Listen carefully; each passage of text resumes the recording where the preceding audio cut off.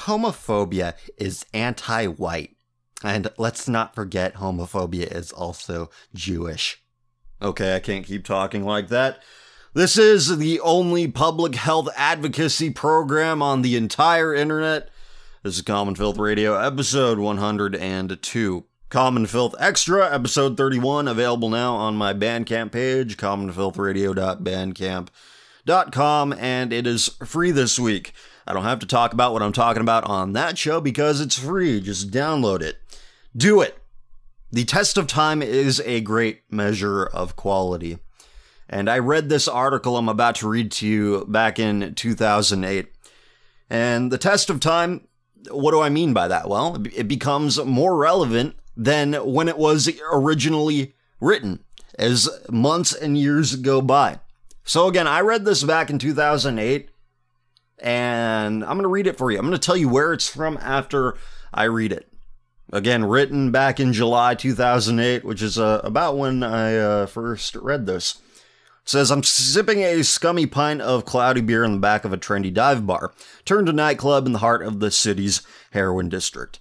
In front of me stand a gang of hippie-ish grunge punk types who crowd around each other and collectively scoff at the smoking laws by sneaking puffs of fuck you, reveling in their perceived rebellion as the haggard, staggering staff look on without the slightest concern. The DJ is keystroking a selections of MP3 off his MacBook, making a mix that sounds like he took a hatchet to a collection of yesteryear Billboard hits from DMX to Dolly Parton, but mashed up with a jittery techno backbeat. So, this is a hipster party? I ask the girl sitting next to me. She's wearing big dangling earrings, American Apparel v-neck tee, non-prescription eyeglasses, and an inappropriately warm wool coat. Yeah, just look around you. 99% of the people here are total hipsters. Are you a hipster? Fuck no, she says, laughing back the last of her glass before she hops off to the dance floor. Ever since the Allies bombed the Axis into submission, Western civilization has had a succession of counterculture movements that have energetically challenged the status quo. Each successive decade of the post-war era has seen it smash social standards, riot, and fight to revolutionize every aspect of music, art, government, and civil society. But after punk was plasticized and hip-hop lost its impetus for social change, all of the formerly dominant streams of counterculture have merged together.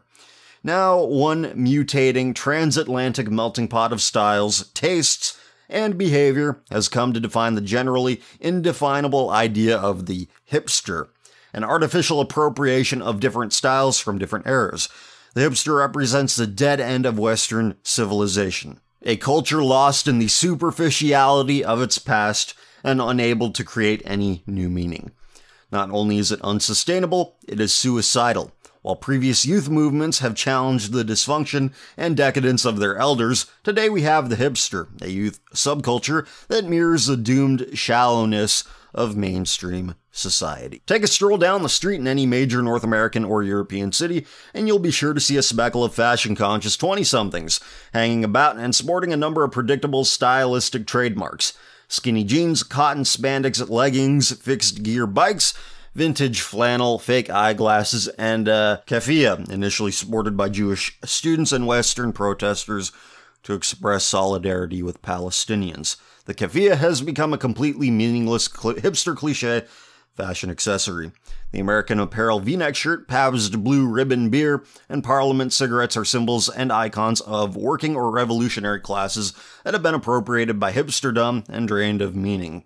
10 years ago, a man wearing a plain v-neck tee and drinking a Pabst would never be accused of being a trend follower, but in 2008, such things have become shameless cliches of a class of individuals that seek to escape their own wealth and privilege by immersing themselves in the aesthetic of the working class. This obsession with street cred reaches its apex of absurdity, as hipsters have recently and wholeheartedly adopted the fixed gear bike as the only acceptable form of transportation, only to have brakes installed on a piece of machinery that is defined by its lack thereof. Lovers of apathy and irony. There's that word. Hipsters are connected through a global network of blogs and shops that push forth a global vision of fashion-informed aesthetics. Loosely associated with some form of creative output, they attend art parties, take lo-fi pictures with analog cameras, ride their bikes to nightclubs, and sweat it up at Novo Disco Coke parties. Oh, is that Nouveau Riche? Whatever. The hipster tends to religiously blog about their daily exploits, usually while leafing through generation-defining magazines like Vice, Another Magazine, and Wallpaper. This cursory and stylized lifestyle has made the hipster almost universally loathed.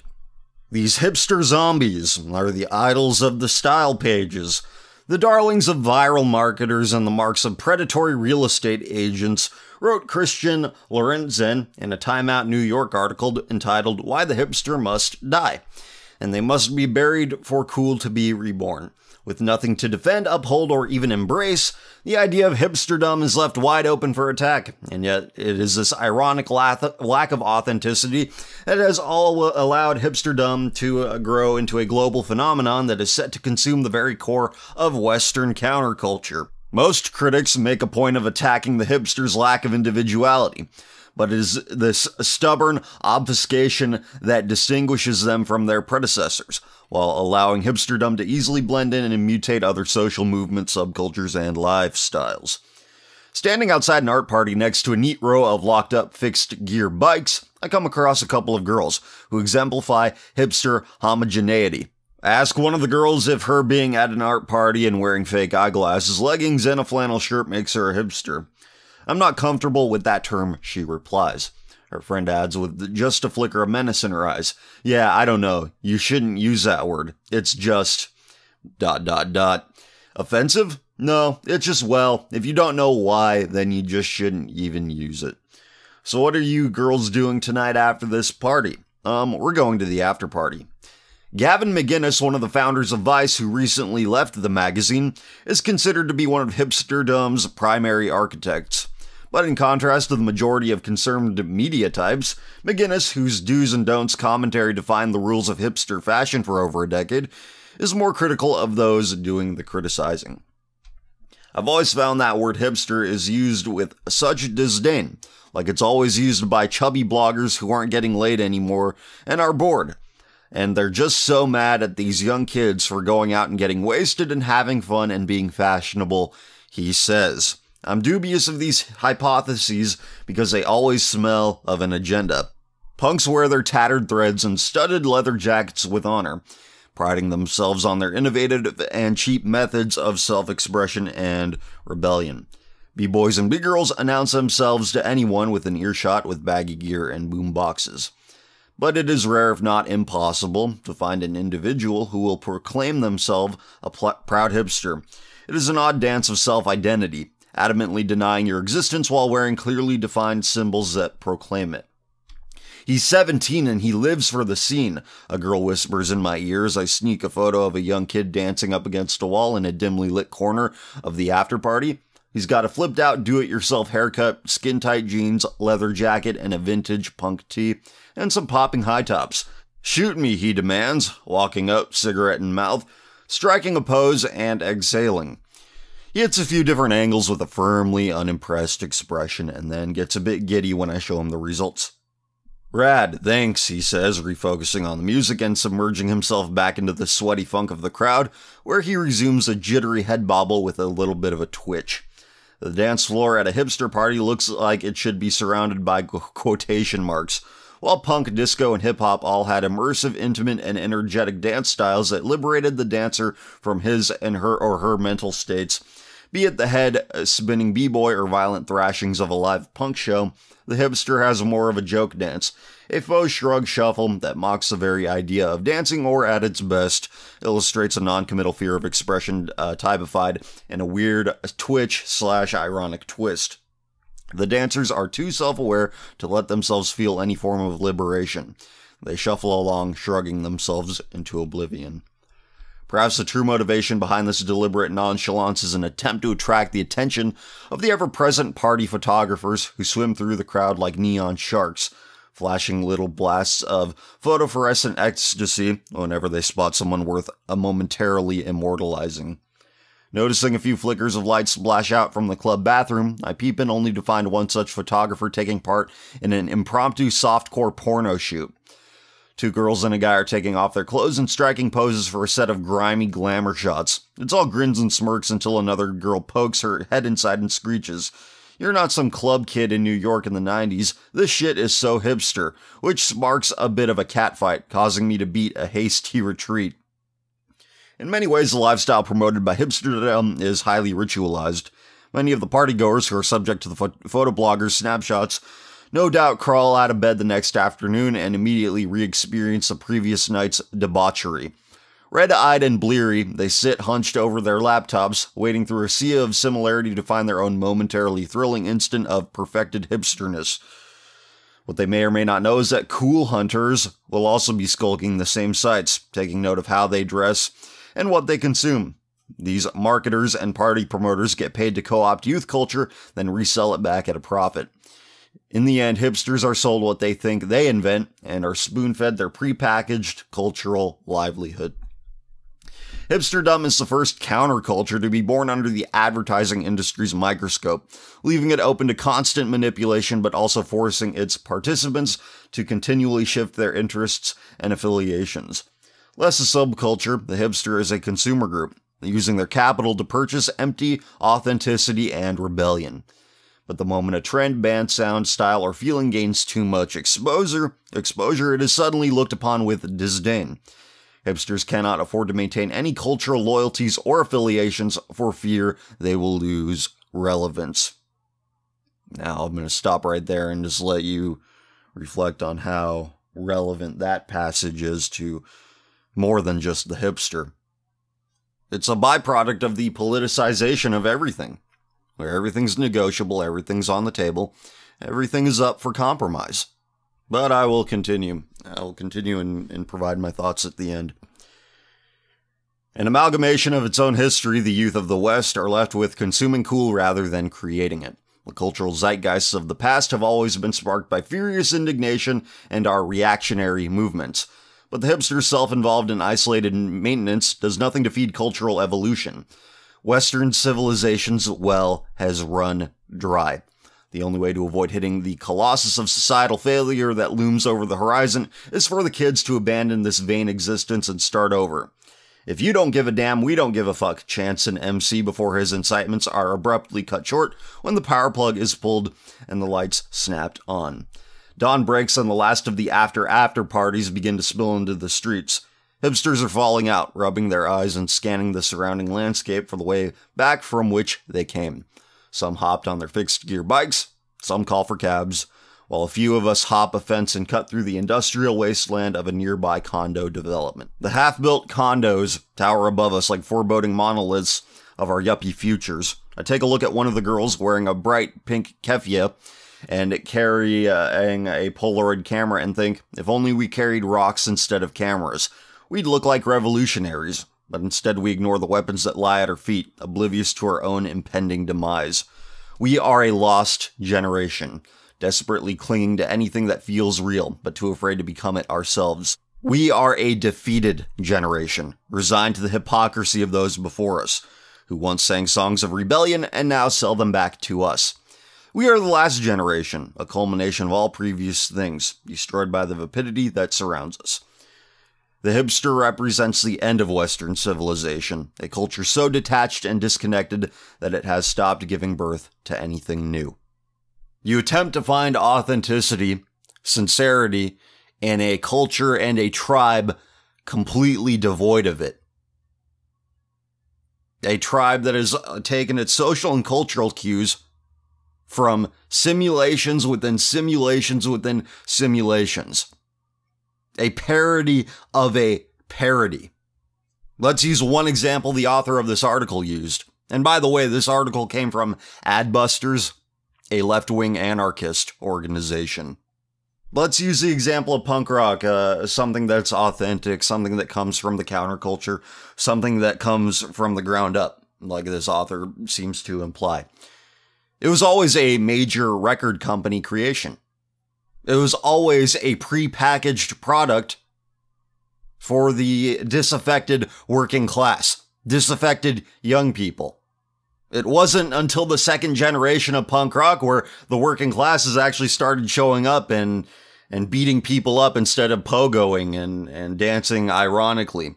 See, all the fans of the first generation punk, when it was actually happening, were art students. The punk subculture that resulted from all of that was reverse engineered. They thought they were being authentic, when really they're just buying something a record company sold them. And all the punk guys, all they were doing were mimicking the old rockabilly guys. They're all dressing like Gene Vincent. The point I'm making here is that when man rebels against man, what results is always insincerity, a simulation, an imitation of what you're trying to actually be. For the record company, they're trying to pretend like they're doing something else other than making money. The consumers are engaged in what they think is a rebellion when it's all made possible by what they consume. When positioned through the lens of counterculture, nobody can say what they want. Nobody can say what's really on their heart because they don't know how they feel. And such is the case, always the case, when it's man rebelling against man. When it's man's standards against man's standards. Because man is inherently corrupt, man is inherently flawed, man is inherently fallen. So why bother? Why bother identifying yourself with this, that, the other thing, when it's all created by man? Rebellion against one is conforming to another. So you say Western civilization, in its present manifestation, has nothing to offer. And I agree. Put your faith in man and the artifices of his creation, and you will end up empty, alone, disappointed. You'll end up like Gavin McInnes when some Muslim shoots up a couple of homos. You'll respond by queering off with some AIDS patient in public, which is the most sincere thing that faggot has ever done in his pathetic life. Queering off in public with AIDS patients, that's what Western civilization is to him. We have nothing to offer, because we ignore the impetus of our civilization. Again, you rebel against man, you're just conforming to another. It all ends up in the same place. But what man really doesn't like is an acknowledgement and adherence to God's standard.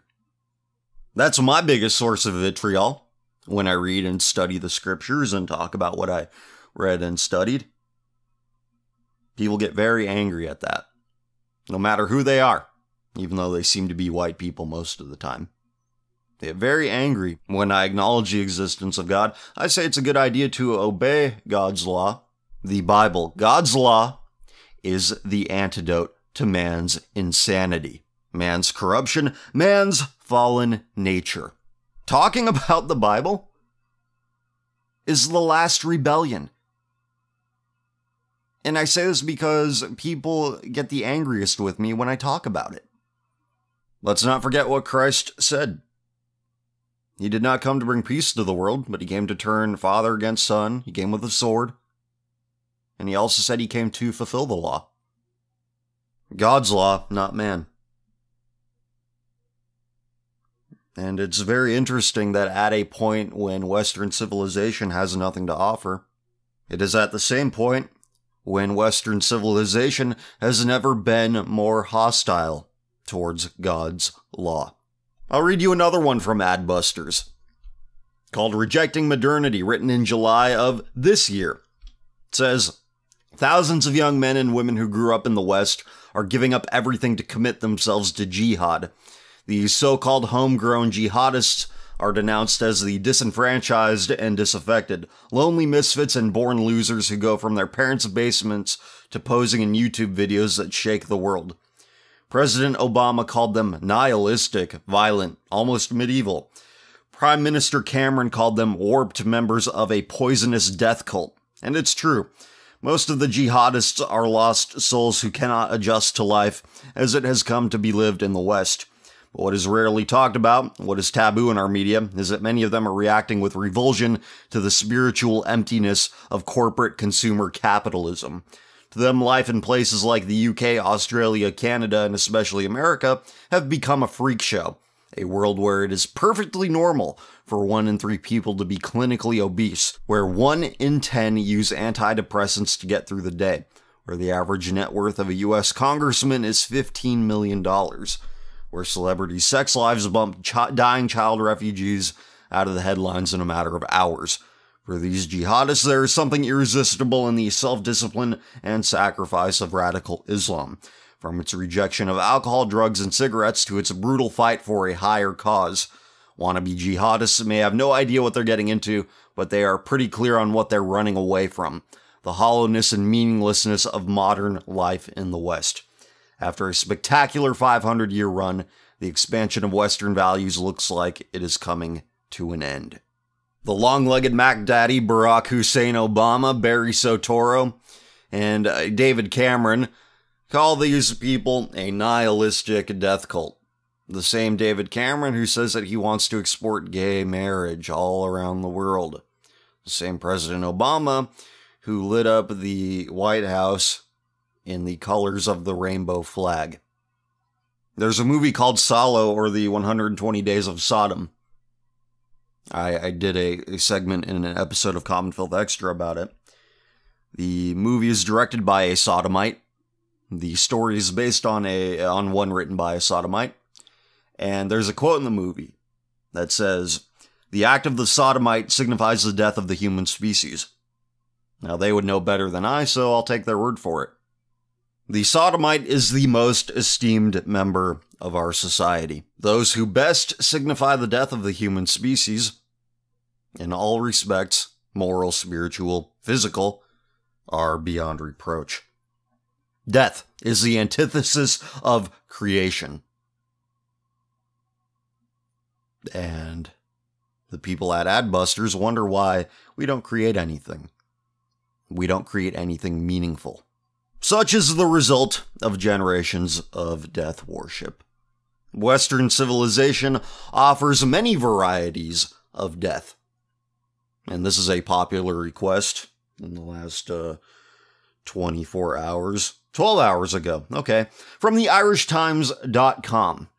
2 Irish women live tweet journey to UK for abortion. That's Western civilization. Sodomy and baby killing. 2 forms of death. 2. Can't criticize a woman who's had an abortion either. That's hate speech. That's slut shaming. An Irish woman is live tweeting her journey to the UK to have an abortion. She's accompanied by a second woman, and both are documenting the journey via the Twitter account 2 Women Travel. The Twitter bio reads, 2 women, 1 procedure, 48 hours away from home. Before setting out on Saturday morning, the pair directed a tweet to Enda Kenny. Good morning, all. Thanks for all the messages of solidarity and support. Thanks to Enda Kenny TD, we're about to hit the road. So, solidarity. We go from the Kefia to express solidarity with Palestinians to expressing solidarity with baby killers. What kind of fashion accessory would you wear for that? The women arrived to Dublin airport at about 5 a.m. and later boarded a plane, according to a tweet with an accompanying picture of the aircraft on the runway. While on the plane, the account tweeted a photo of a card which read, "We make this journey in stern solidarity with all our Irish sisters who have gone before us." Which reminds me, I need to queue up that other tab. The 2 women arrived at their destination, tweeting a photograph of the view through their taxicab window. Pretty ordinary sights in a place away from home. Can't say it's comforting, though, the tweet reads. In one of the updates, the woman appeared to be at the clinic, now a waiting room waited by bated breaths. Enda Kenny TD, we could be home by noon in another world. It was added some hours later that the abortion had taken place and the patient was out and safe, and that those behind the account had encountered other Irish women while waiting for the procedure. The account, which appears to have been set up on Friday, now has over 12,000 followers.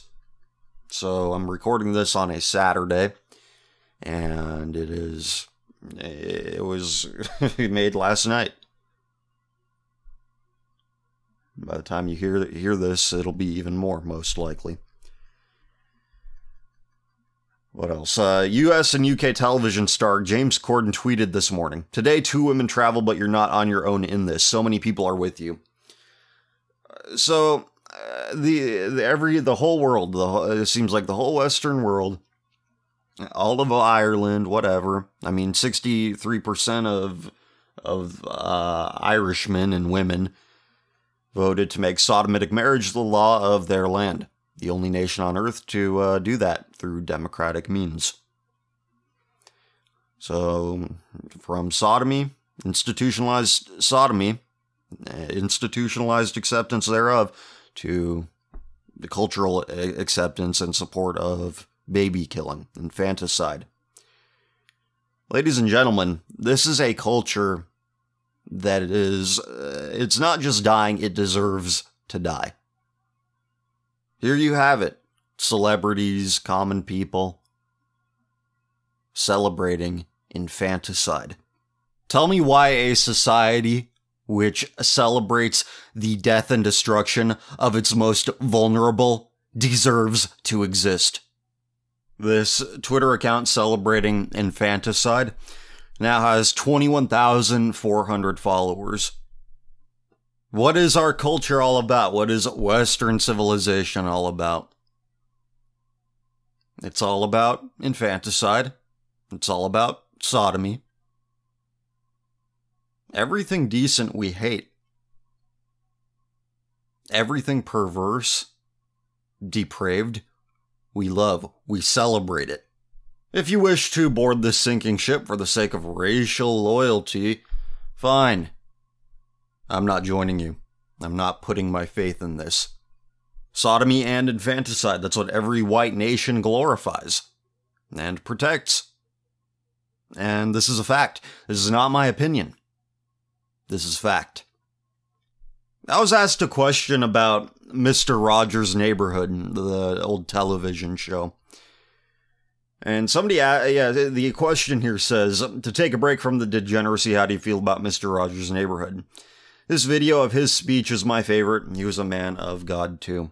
Yeah, I didn't grow up with Mr. Rogers' Neighborhood. It wasn't something that I watched. So I did a little bit of reading up on him, and I found an article from the AV Club. And the title of the article says, "Is Mr. Rogers' Neighborhood the greatest television show ever made?" And so I was reading it, and I came across this paragraph. It's the 4th paragraph in the article. It reads, "Since Rogers' death, there has been a movement to add him to the secular canon. The very small group of people whose cultural influence was used almost entirely for good, whose lives were untouched by scandal. What's unusual about Rogers is just how well he lives up to sainthood. He was married to the same woman his whole life. He never smoked nor drank. He was a vegetarian. And when pushed to condemn homosexuals or people of non-Christian religions, he would simply say that God loves everyone just as they are. Rogers, a Presbyterian minister, is one of the best arguments there is for Christianity as a positive force in American culture, and his unobtrusive religious influence underpins everything in the series without calling attention to itself." So, according to this retard, a Christianity that is toothless and ineffective is what Christianity should be. Now look, I'm not saying that Mr. Rogers should have condemned it or said anything about it. After all, he is a kids television show host. I'm not making a point about Fred Rogers here. I'm making a point about this author, who I looked up, a white guy. Of course. Like I said, there's no better friend to the sodomite than the white man. This paragraph here perfectly encapsulates what people value, what whites value, what Western cultures value. They say, well, it's okay if you're Christian, but, well, you can't be homophobic. Well, then you aren't Christian either, because you're putting something else above the Word of God. You're putting something else above Christ. This is the question at the forefront of the minds of 60% of people, at least. That number comes from the amount of Americans who think that sodomy is a great thing, a wonderful thing.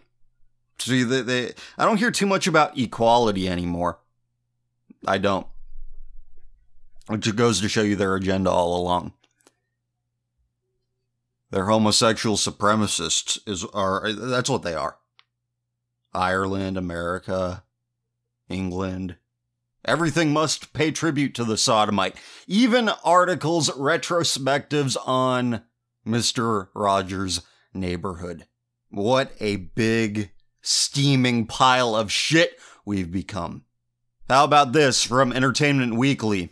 A review about Ben-Hur, a new movie. I didn't see it, but I'm not going to, but I read the review on it. First paragraph from Entertainment Weekly, written by Joe McGovern. Just for my sake, and see what he looks like. Well, I'm gonna have to go to his Twitter to find out what he looks like. Yeah, okay. Thought so. Alright, Entertainment Weekly, first paragraph. I'm just gonna skip ahead to the relevant part. Again, first paragraph of this film review. It reads, producers Mark Burnett and Roma Downey prayed to turn their Ben-Hur into a summer blockbuster.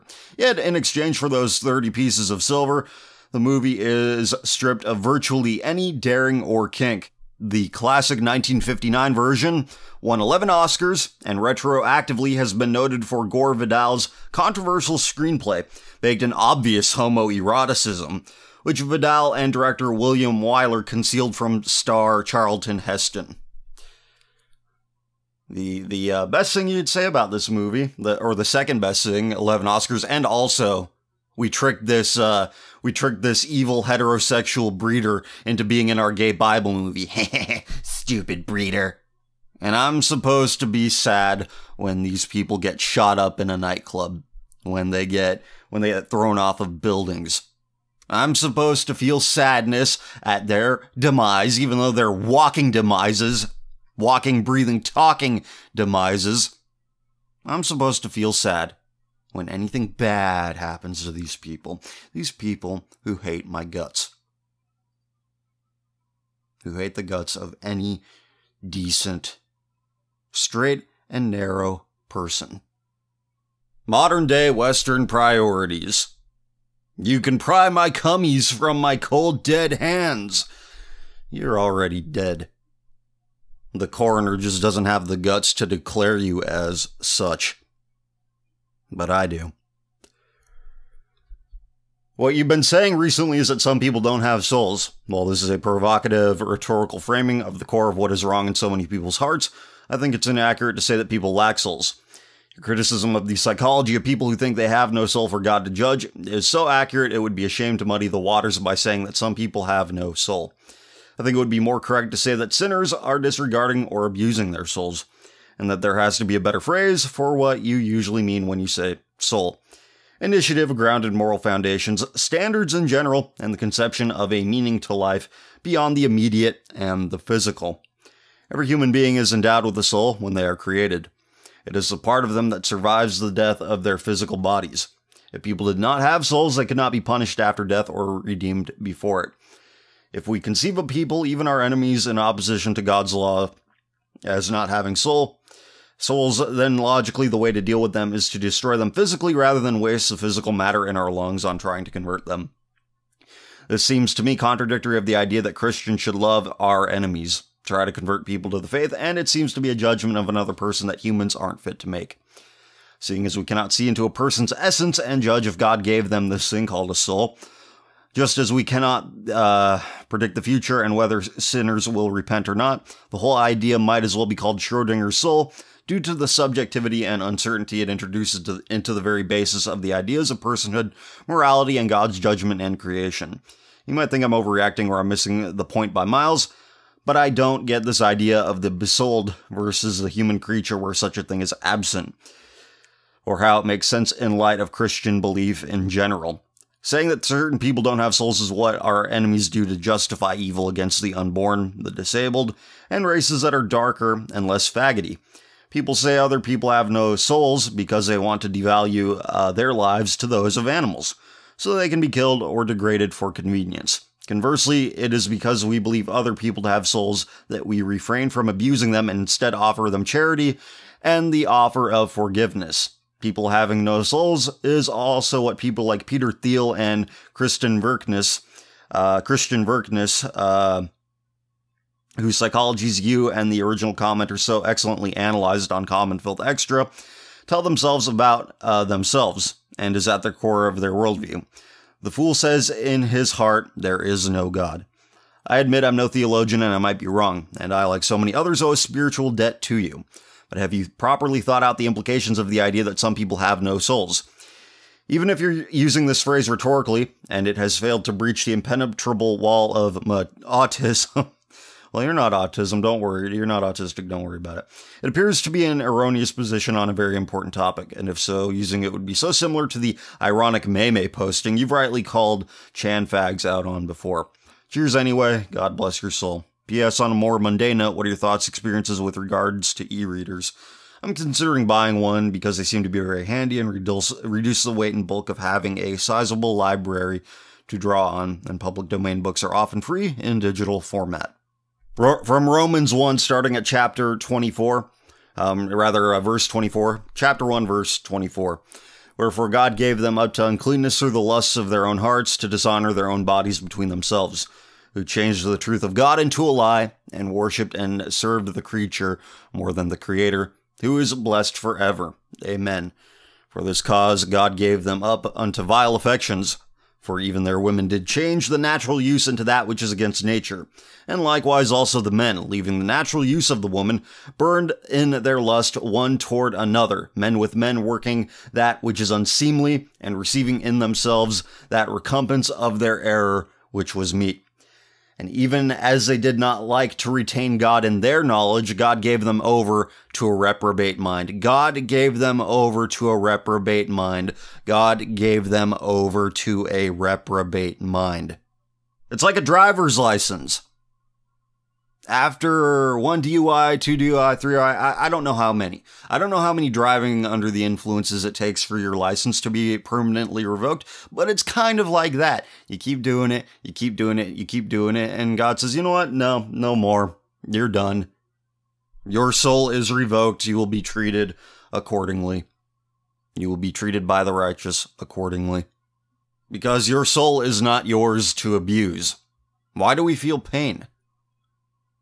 Pain lets us know when we're doing something wrong, when something is wrong with us. Pain has a purpose. A heroin addict, punctures a needle into his skin and does that over and over again until he doesn't feel it. And he's too prideful to admit, I don't feel this thing that I once felt. Maybe I should stop. He doesn't say that because he's too prideful. Likewise, when people inflict damage upon their souls, they're hurt by it.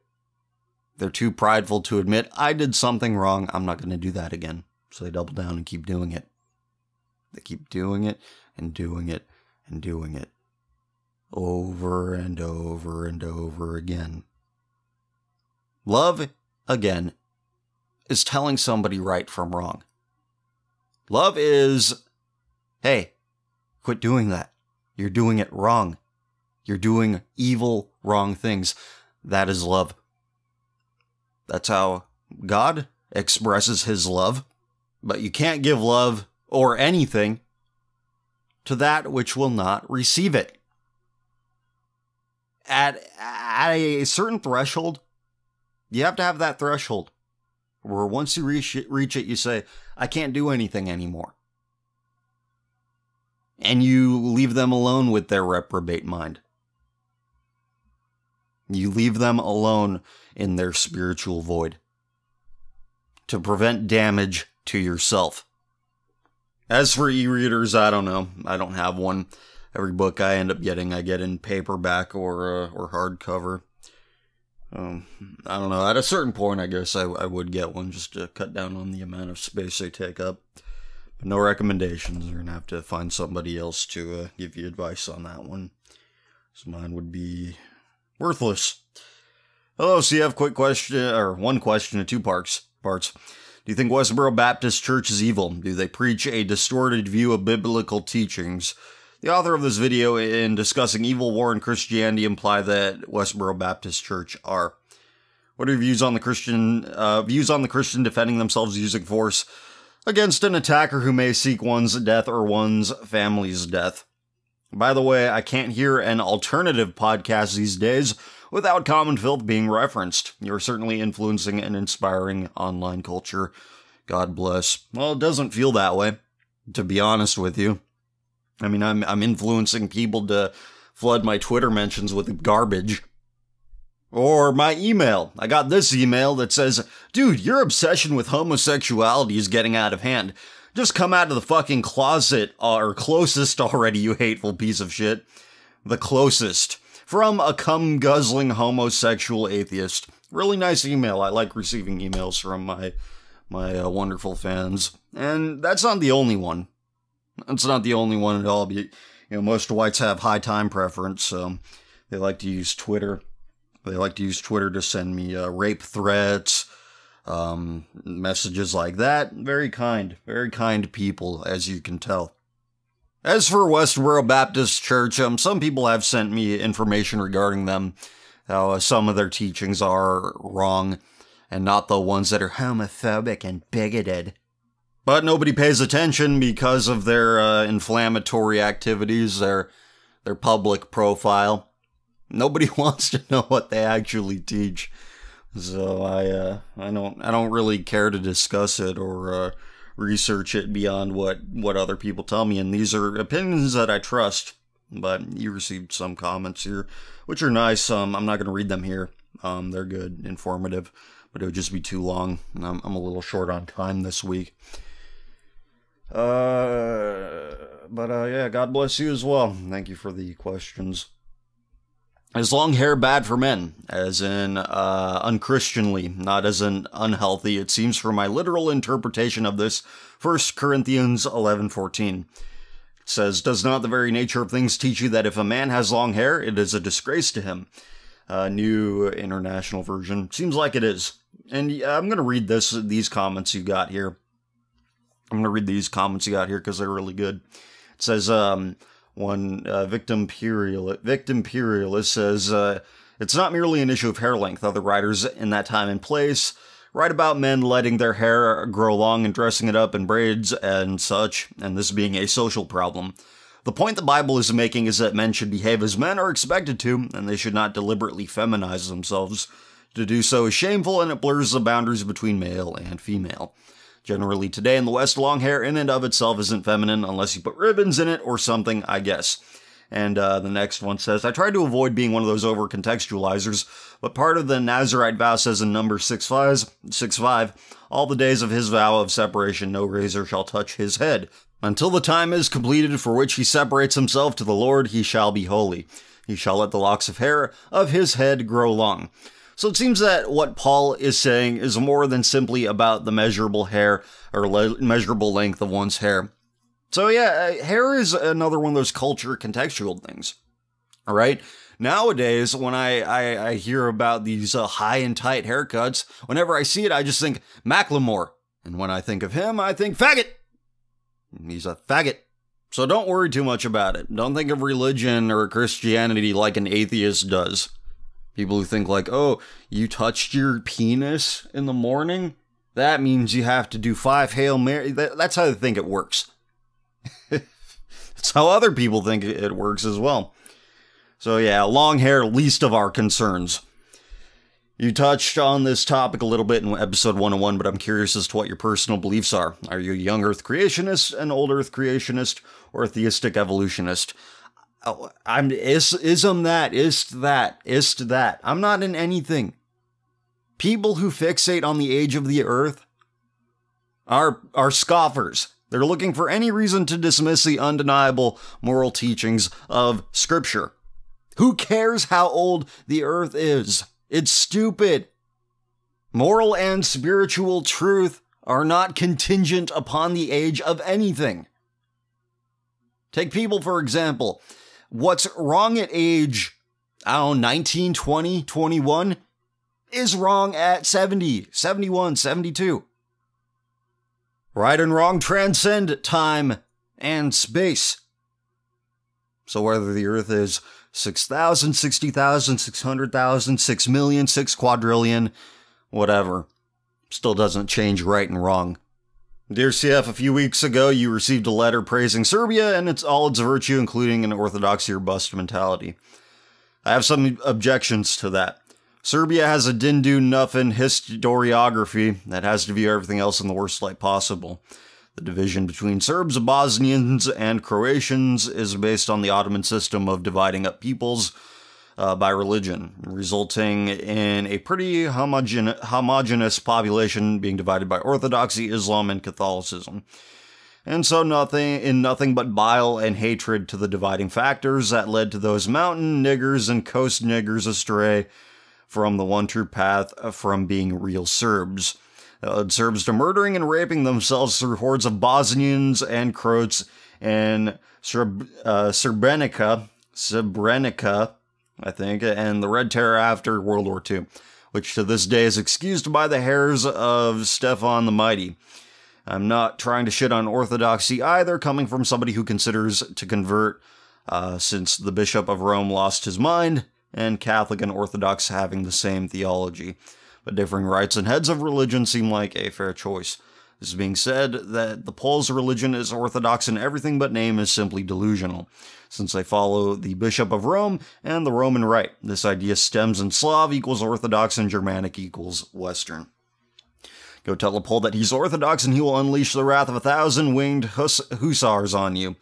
Also, Western Christianity being a vehicle for Germanic dominance is just as absurd when you consider that, for example, Bohemia stayed Slavic despite 1,000 years of German dominance, and so did the Sorbs in Eastern Germany until communism turned its ugly head.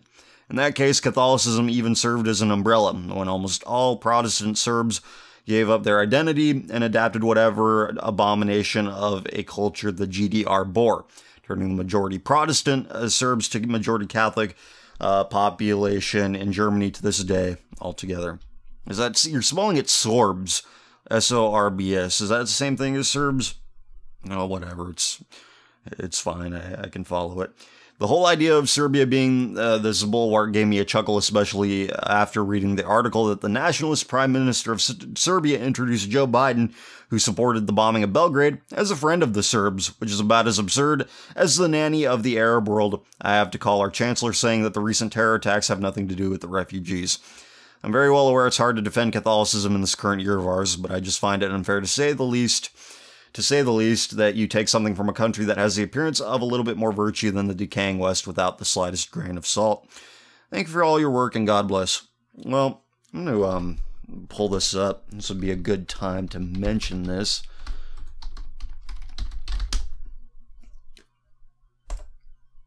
This is from socialmatter.net. I'm just going to read the first paragraph of this article here.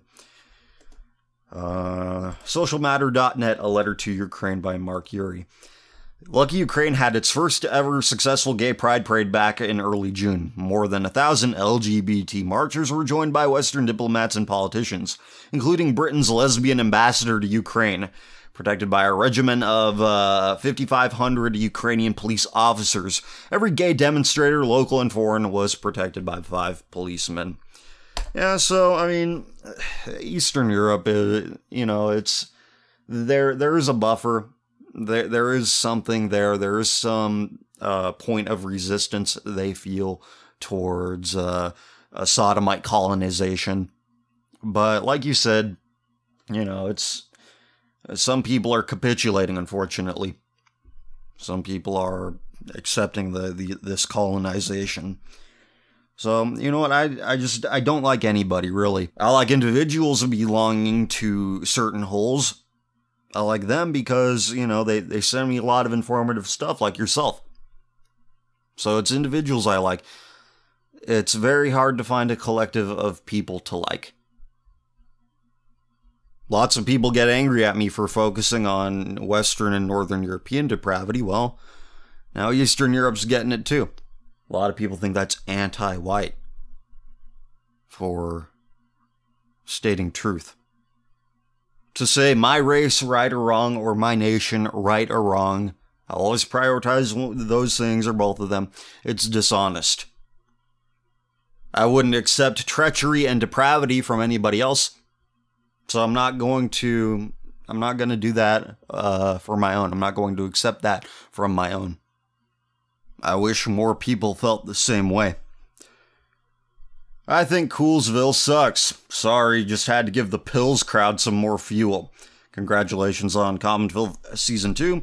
Looking forward to seeing what you've got planned for the future. Thank you kindly for the hours of entertainment and thought. Well, I'm glad you find it entertaining and thoughtful. A lot of people, they're just really uncomfortable. I got a comment. I got a comment on one of the AFK episodes. People were like, he lets the joke go on too long. He gets pleasure from it because of it, which is so stupid. The primary point of the AFK series is to make people feel as uncomfortable as I did when I first encountered these materials that I compile together into one video. Which goes to show you that people can't stand discomfort, even if it's only mental discomfort. This is something very few people understand. You need moments of discomfort, even if they are just psychological, mental. Even if they're psychological and mental bouts of discomfort, you need them to better appreciate the comforts you do have. And that's just one reason. That's just one reason to do something difficult.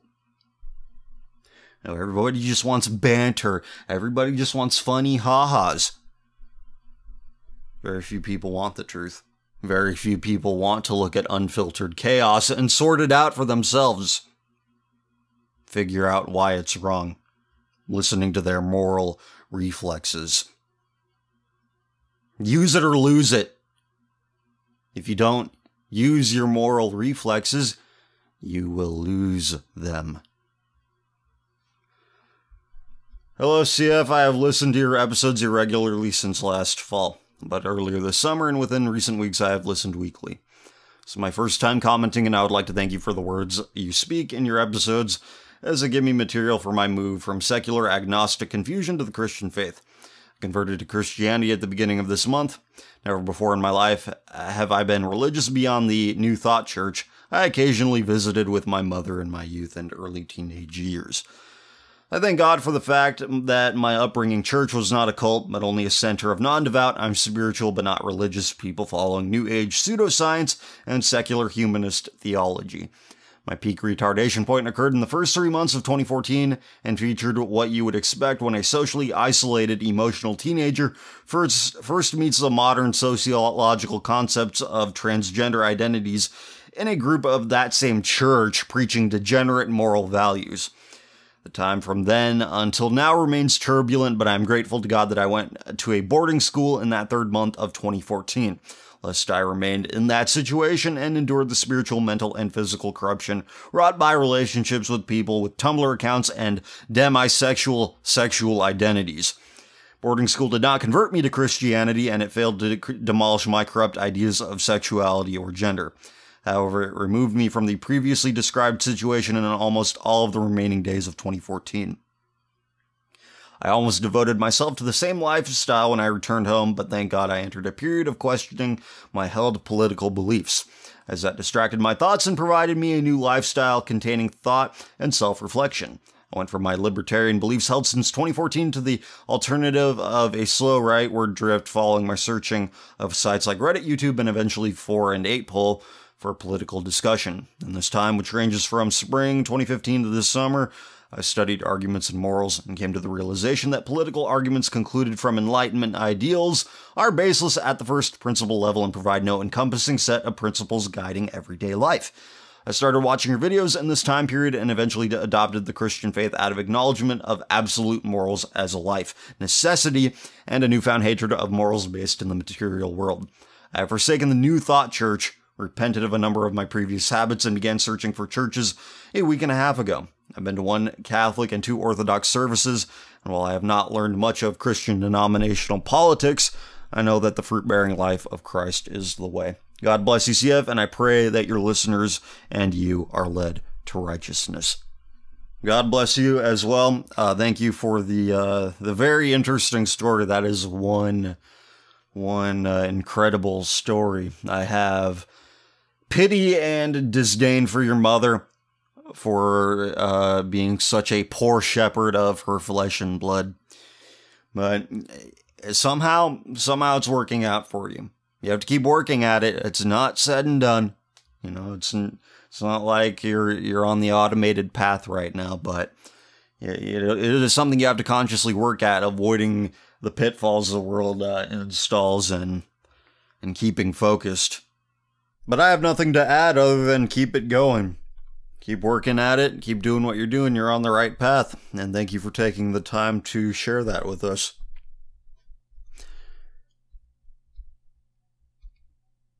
Zdravo, CF. I love the new logo, but disagree on Trump. If Trump gets in, at least he'll restore jobs. With Clinton, it's the same thing, but no jobs. I'm skeptical that people actually want work. Want good, honest work. It's like that one tranny in the AFK video, one of them.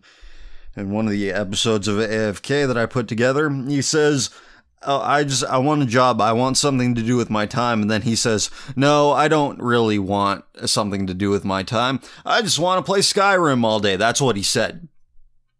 That's what he said. Ahoy, CF. It is I, the most regular of Serbs, writing from home once again.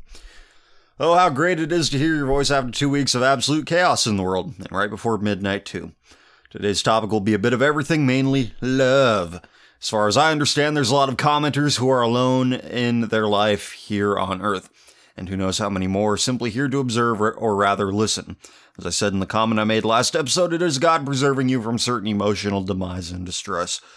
Sure, you could go out right now, search for girls, and I can certainly give you tips on how to pick them up, having 4 previous experiences. But each time I missed a critical point being made to me. Each time the relationship decayed with the speed of light, and many times I have noticed it was not because I did anything wrong at all, or that's what my friends tell me. No, every excuse except the last one, which decided to straight out erase me from her life, was, you're boring. So I sat down and thought about it for a bit. I went through most of my conversations with them, the ones I had over social media. They were usually me talking about a future, talking about family, settling down, having a steady job and career. Each time the girls I was talking to would either get quirked out or attempt to switch subjects. Each time after 2 weeks, they would stop responding to me. And this is despite the fact that every time we met in person, they were thrilled for another day spent outside. This, if I haven't said it before, brought me to a conclusion. A very, very comforting one for those still alone and still seeking. Your better half will appear in time. Searching for it through means of friendship, internet, or other social mediums is tempting fate and tempting God's wrath. You maybe won't know when you meet her or him for the female populace of listeners. At first, you'll see this person as just another person. This is good.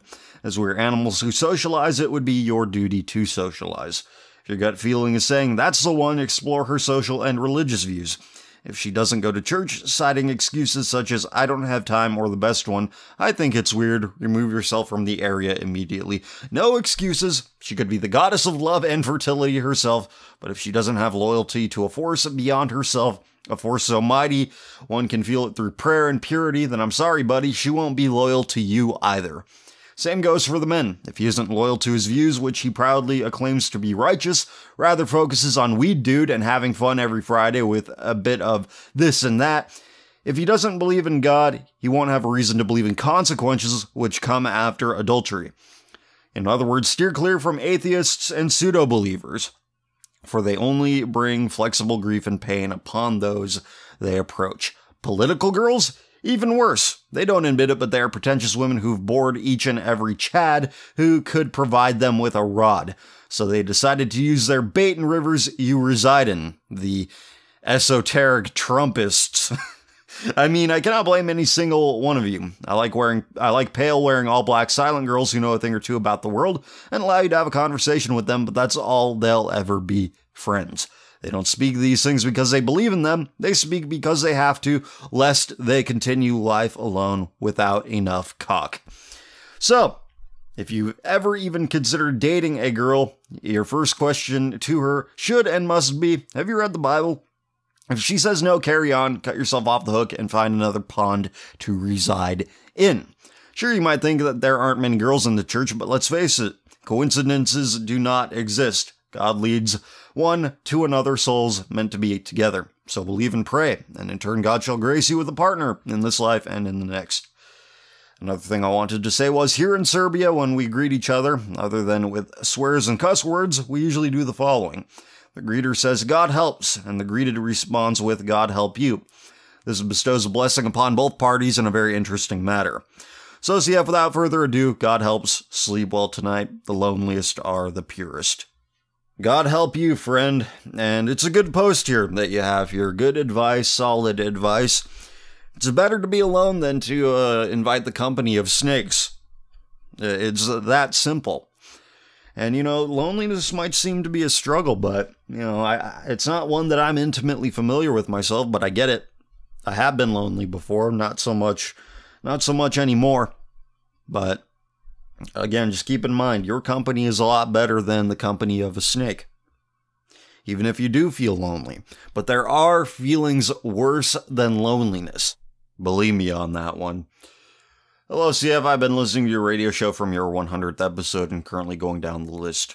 Recently, specific events in Italy have occurred where Muslims want to legalize polygamy, with Italian politicians denying their requests.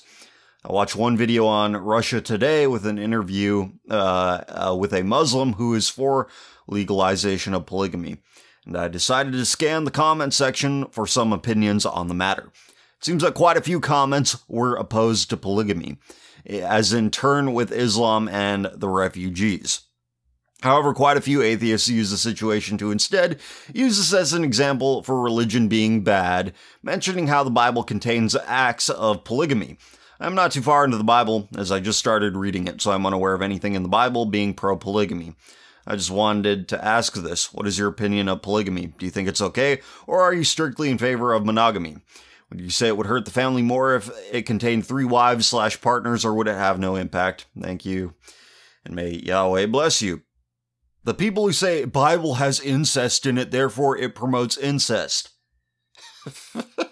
They think that the Bible is just some do-as-I-say morality play, and not documentation of what happened. Lots of daughters raped him and got pregnant by him. Judges 19 depicts a very graphic rape and dismemberment. Bad things happen.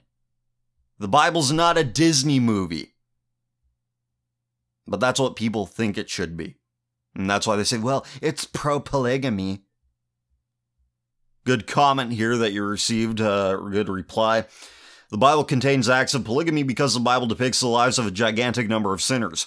For example, King Solomon fucked 700 concubines. He also instituted polytheism.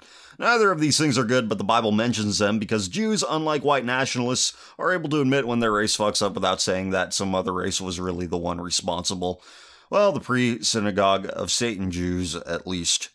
People who say the Bible and Christianity is pro-polygamy, completely blind to their own heritage. The most Christian places are the most monogamous places. Don't listen to people because they don't know what they're talking about. 1 Corinthians 7:2. Nevertheless, to avoid fornication, let every man have his own wife, and let every woman have her own husband.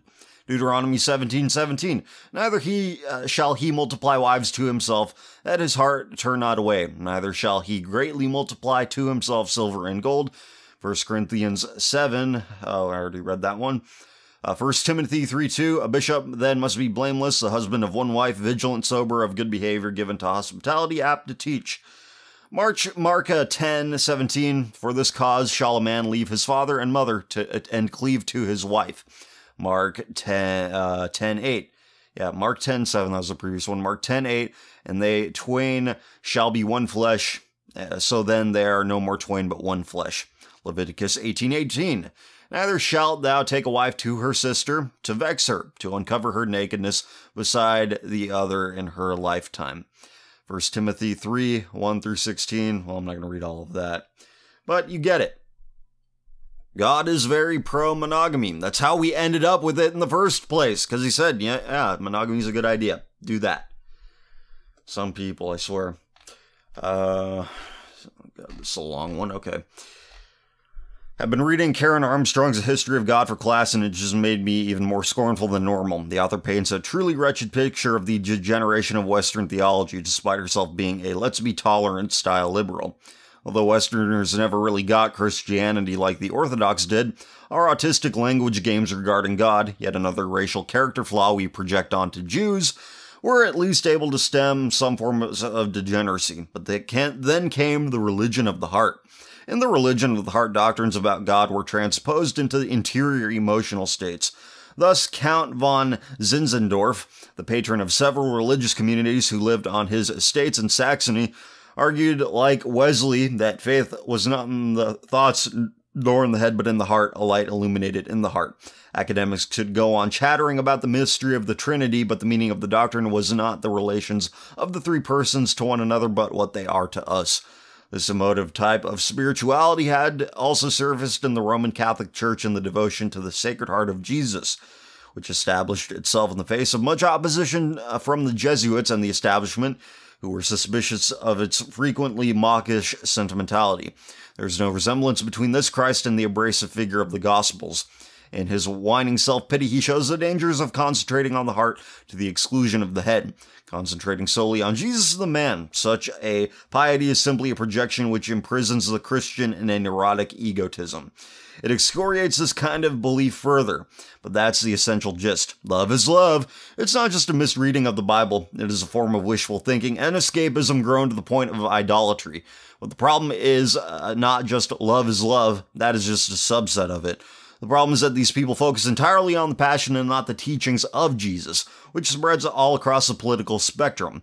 No one lacking an autistic focus on the crucifixion could ever come to the idea that a true emulation of Jesus would be a passive acceptance of sinners continuing to sin, not when the rest of the Gospels describe a man who constantly insulted his religious rivals, such as the woes of the Pharisees. Our Lord even resorted to physically removing merchant subversives in the cleansing of the temple, as the esoteric Trumpists might put it. Even in the closest to what their desires want Christ to be, the story of the woman taken in adultery, Christ refuses to condemn her, but only on the condition that she sin no more. The people that advocate this idol of God are actively, purposefully ignorant, for they know knowledge of God would compel them to action. They are worse than atheists, as they lack even the willpower to formally abandon their faith that they are clearly avoiding in engagement with. If they were born in Saudi Arabia as Muslims, you can bet they'd focus their autism on some innocuous hadith and blow it up to be their entire religion as an excuse to get drunk and fuck harlots and ignore zakat. The God idol of the religion of the heart is a kind of technology that exists only to unconditionally forgive man for any sin at any time. Not even Marx's opium of the people. That would be cruel to a mere painkiller. To the Japheth heart worshipper, religion is the Truvada of the people. That's great. That is excellent. To the Japheth heart worshipper, religion is the Truvada of the people. Well, yeah, it's a problem. It's like race realism is worthless without acknowledging the spirit inherent within the different tribes. For the Japheth person, it's very material, which is why they focus so much on carnal exploits. The Hamite is like the black guys, impulsive. The Shemites, well, there's a lot wrong with them. But you see what I'm getting at. We all have our burdens to bear. We all have our obstacles to overcome, but you have to acknowledge them as obstacles. And you have to acknowledge them as obstacles that are put in place by virtue of your genetic makeup. And having this race realism, acknowledging race, it's worthless if you don't acknowledge the spiritual component of race. But you continue. This is why I don't care that so many people are identifying as non-Christians these days. They never were Christians in the first place. Good point. Their ancestors followed the religion of the heart because they were too lazy to even renounce Christ, and they, raised by slothful hedonists as they were, are too lazy to even do that. They do not even call themselves atheists. At most, if forced at gunpoint to think about their hedonistic death styles, and you really will need a gun to force them to think, they will tell you that they don't go to church, but they're spiritual. Not in my church, you say? Good riddance. I have nothing to add to that. You're greatly efficient with your words. It's excellent. I heard a term once called cafeteria Catholicism. And it's not just Catholicism, it's cafeteria religion. Oh, I like this, but I don't like this. No, fuck off. Didn't Christ say in Revelation, like, he doesn't like lukewarm people? Yeah, here we go. Chapter 3 from English Standard. So, because you are lukewarm and neither hot nor cold, I'll spit you out of my mouth. Christ said that people who harm children should kill themselves. Said, put a millstone around their neck. You know, all of this is in direct contradiction with what they call hippie Jesus. Like, oh, it's okay, because he uses words like love and what. I don't understand. Like, people just hear the word love and think like it's just you're just like a sheep looking at somebody with like a half grin with a witless expression on your face, like like that's how how that sounds. That's how love feels to people. It's just like But we look at what the man said. We look at it, we take it for what it is, and we realize that his version of love requires removing threats. His words, not mine. But very few churches, at least a dwindling number of them, talk about these parts of the Bible. Because they're bad for the bottom line. They get women all pissed off, or, you know, single moms. Like, that's offensive. I'm not tithing anymore. But they're lukewarm, and they'll find themselves spat out. What else? What else does it say? What's the next one? How do you feel about all the sodomites coming on your YouTube videos and on the subreddit from time to time? The sodomites are mainly on your YouTube vids, but I've seen some trannies and fags on the subreddit too. It's funny these people come out of the woodwork when you denounce their cummies. Well, I don't understand, because it's not like I'm going into their spaces and saying like, hey, watch and listen to my stuff. They're taking time and energy out of their life to do whatever they do. To bitch about somebody who talks about them in less than a positive light. Somebody said that they like to mass report anything that says that their shit doesn't smell and taste like sprinkles and candy. The same can be said for internet pro-whites as well, who act like their shit doesn't stink. And I tell them that it does. And they get very, very angry at that. So why they go out of their way, why they waste their time, waste their energy on me, on my followers, I don't get it. Maybe because they think we're small enough to manipulate, kind of like how they did that with other fringe meta-political movements. They think they can move on and do the same thing here. No, I'm not that stupid. I'm not like other whites. I'm like, well, you have the same political opinions as me. I guess you're based. I put my triple-digit IQ to better use than they do. Is Lacey Green the anti-CF? She seems to say the exact opposite of whatever you say. As a side note, I would pay to see a CF versus Lacey Green debate. That shit would be amazing to see. I don't like debates, to be honest with you, but I understand the sentiment.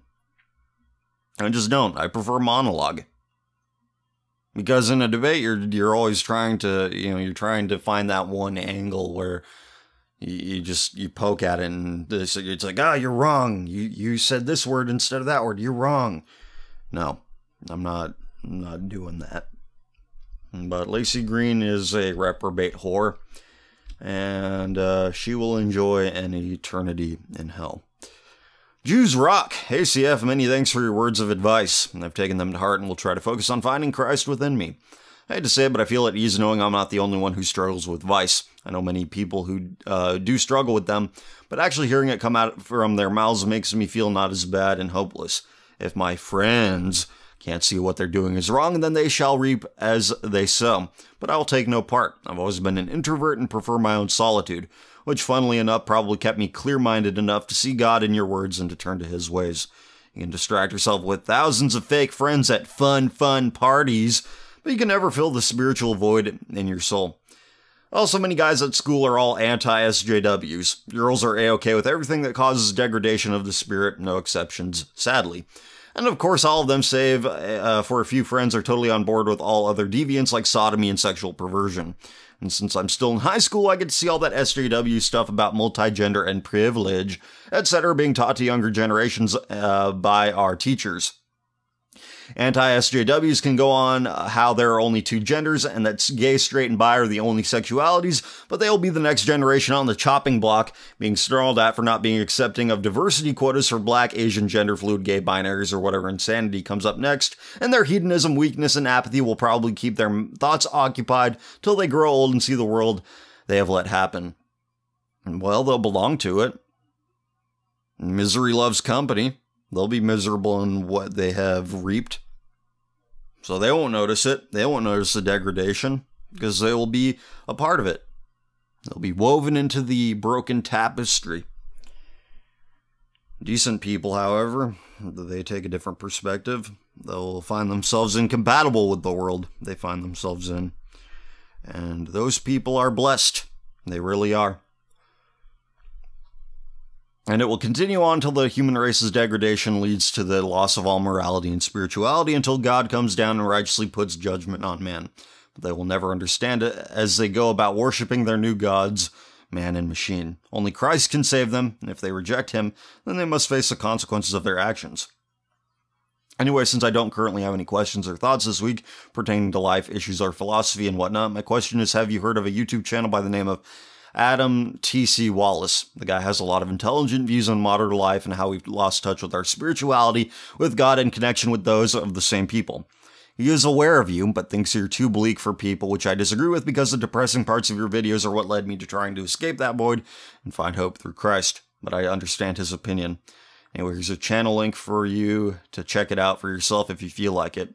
By the way, how are you finding $1 Million Extreme World Peace so far? Aside from San Hyde's enthusiasm for the Jewish ethnicity, the last skit in episode 2 was my favorite part because I know how the guy was feeling, to say the least.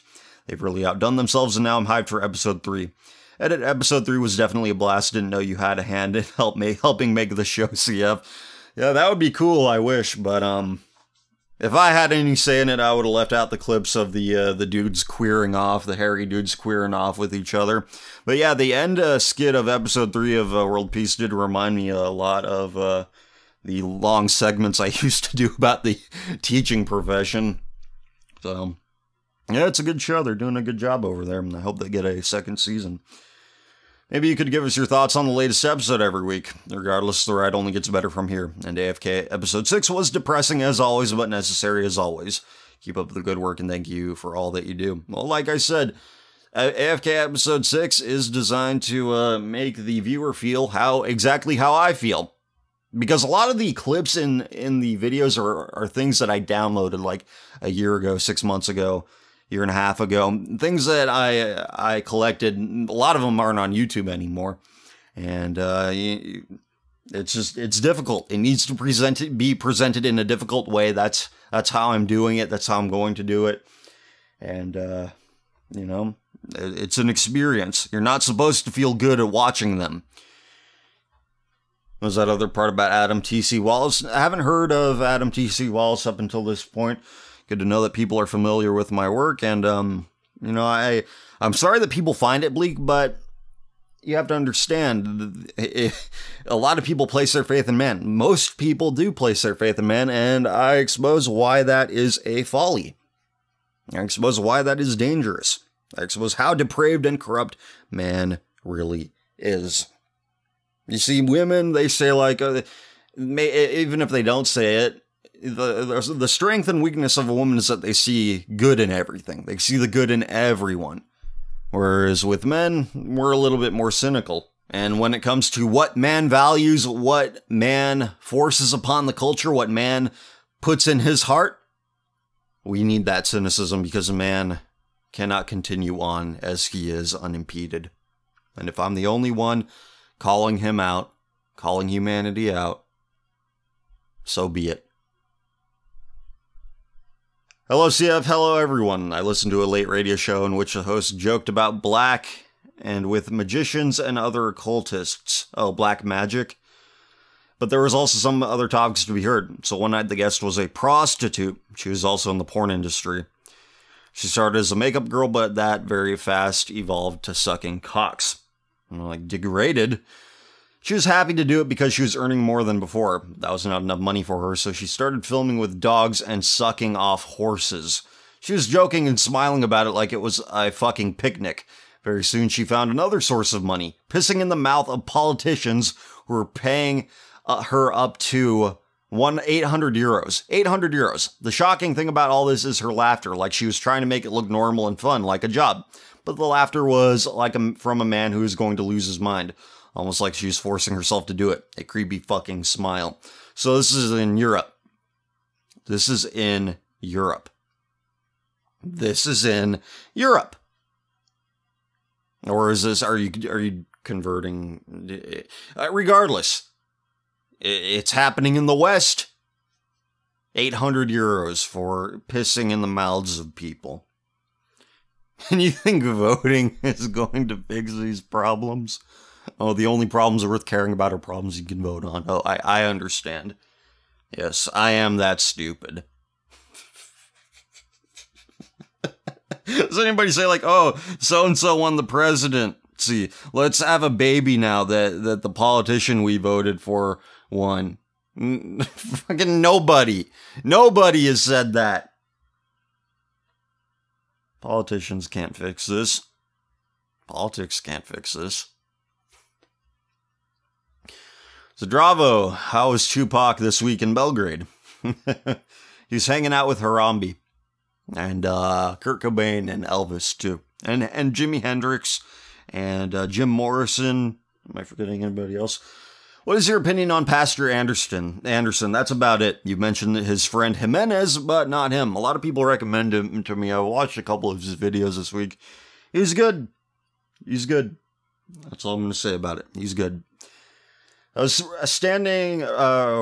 was reading up about internet censorship, and something in particular caught my eye. It was about how Russia and how they would actively block things that promote suicide, drug use, child pornography, and what they described as non-traditional sexual roles. By that, they would block and take down stuff relating to the natural aristocrats and their type of love. And while most people hate censorship and the like, do you think outright stopping such social cancer from the net benefit for their country at large? Anyone feel free to correct me if I'm wrong about such information. Well, this is something I've been bouncing around in my mind for a little bit. I think we should pass a law, a sexuality is not speech law. Cum is not speech. I think we should pass a law like that. If politics is going to do anything, it could do that. But it won't. It's not a winning issue. It's stupid. You're just a Christ cuck. Wanting to ban pornography is what Christ cucks and feminists want to do. This is what people actually believe. And somebody brought up a great point. Last week I was reading Donald Trump signed an anti-porn pledge. And, that's a good thing. I think that's a good thing. And his followers are like, no, that's stupid. And then somebody brought up into the comment section last week, because last week is when I was talking about it, they said the autistic right, the Jewish influence in the pornography industry is undeniable. It is Jews mostly who run the pornography industry. Yeah, when it comes to stopping that, they whine about it. They say, this is what Christ cucks and feminists want. This is why you can't take anybody seriously. You just, they have political rhetoric and that's it. Because if they're just political, everything's negotiable. They don't actually believe in anything. They're going along to get along. They're not resisting the stream of culture. They believe in nothing. Look, I'm not saying that nothing can be accomplished through legislative means, through political means, but if that's all you have, you're done. You have to live life and have a decent moral compass in order to know what to do. What laws you can do to help your people. to help your culture. And nobody does, because the culture is politics itself. That is the language they speak. It's a language of compromise. Everything's negotiable. Everything's on the table. They're all defined by their lack of conviction and belief.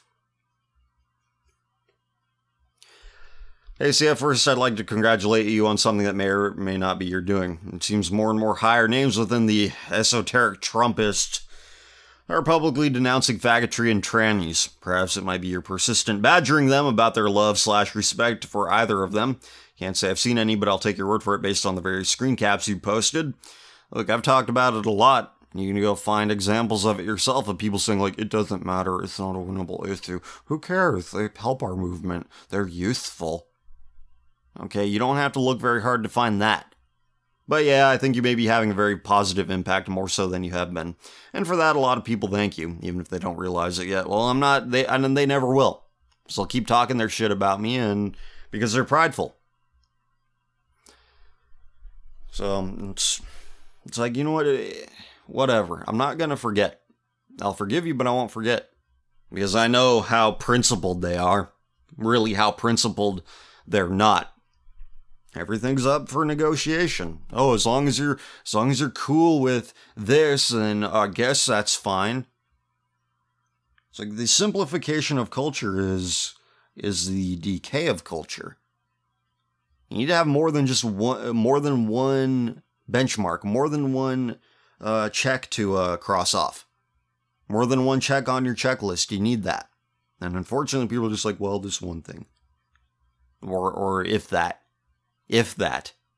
So I don't know who you're talking about. I don't consume a lot of media anymore, a lot of alternative media anymore. If somebody makes mention of me positively, I'll check out their stuff. But you know, I don't have the patience. I don't have the stomach for it, and to listen to people that really should know better promoting shit that they shouldn't.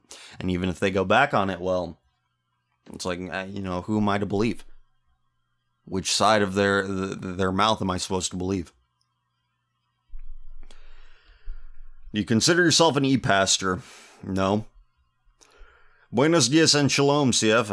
I've sent you an email or two before, but finally made the jump to Reddit. Two things to ask you. In episode 101, you said you do not subscribe to rapture theology. Why is this? What do you believe? I have never considered anything else, being raised in a Christian family who has instilled in me a belief in the rapture from a young age. Well, just not traditional. And I understand people who come from Protestant suburban families and churches and communities, you know, that's very prevalent. I grew up around that. Very milquetoast, ineffective Christianity. And that's very unfortunate. A lot of them are like, oh, rapture this, rapture that. The Left Behind books. But, you know, I looked into it and it's just like, this doesn't seem like it's going to happen. Invented in 1830 AD by John Darby.